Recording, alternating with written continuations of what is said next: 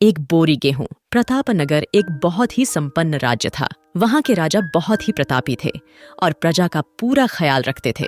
राजा ने पूरे जीवन प्रजा की मन से सेवा की थी, लेकिन अब वह बूढ़े हो चले थे, तो मन में बड़ी दुविधा थी कि उनके बाद राज्य को कौन चलाएगा।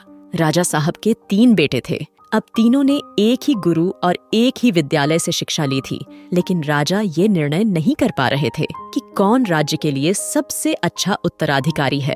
अब राजा ने तीनों बेटों की परीक्षा लेने की सोची। एक दिन राजा ने सुबह सुबह सभी पुत्रों को बुलाया और उन सबको एक एक बोरी गेहूं देते हुए कहा कि मैं और तुम्हारी माता तीर्थ यात्रा पर जा रहे हैं।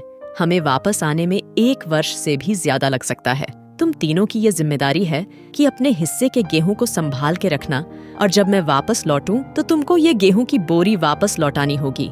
ऐसा कहकर राजा और रानी तीर्थ यात्रा पर चल दिए। सबसे बड़े बेटे से सोचा, ये गेहूं की बोरी पिताजी को वापस लौटानी है तो इससे मैं तिजोरी में बंद कर देता हूँ। जब पिताजी आएंगे तो वापस दे दूंगा।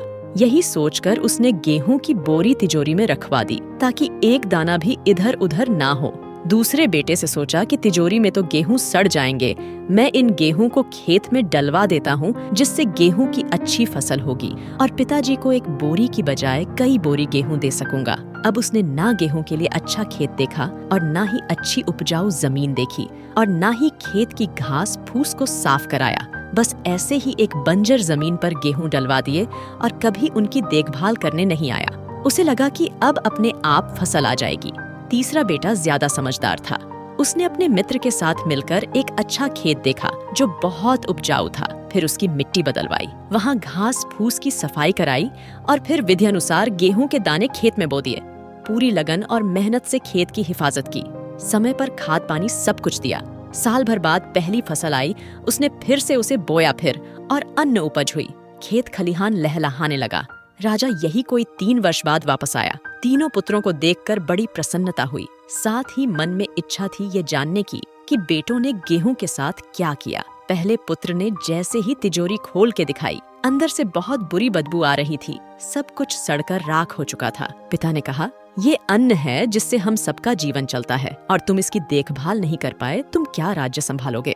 अब दूसरा बेटा पिता को उस जगह पर ले गया जहाँ उसने गेहूं को डलवाया था। वहां जाकर देखा तो जंगल था। बड़ी बड़ी घास फूस खड़ी थी। गेहूं का तो नामो निशान ही नहीं था। राजा बहुत नाराज हुआ और उसे भी राज्य का उत्तराधिकारी बनाने से मना कर दिया। अब तीसरा पुत्र पिता को अपने खेतों पर ले गया। वाह, दूर से ही एक अलग खुशबू आ रही थी। गेहूं की फसल लहलहा रही थी। चारों तरफ हरियाली और जीवन था, और उस खेत से 50 बोरी से भी ज्यादा गेहूं उत्पन्न हो चुका था, और आज भी खेत में फिर से फसल खड़ी थी। राजा का मन देखकर बहुत प्रसन्न हुआ और राजा ने तीसरे बेटे को अपने राज्य का उत्तराधिकारी बनाने का निर्णय लिया। दोस्तों, उस राजा की तरह भगवान ने भी हमें कुछ गेहूं संभाल के रखने को दिए हैं। वो गेहूं है हमारा जीवन, जिसे हम बेकार के कामों में नष्ट कर देते हैं। ईश्वर ने जीवन दिया कि दुनिया का विकास करना, आपने ज्ञान को बढ़ाना और उसे बांटना, लेकिन हम अज्ञानी लोग इस जीवन को सड़ा देते हैं। और अंत समय जब ईश्वर पूछता है कि जीवन में क्या किया, तो जवाब होता है, कुछ नहीं।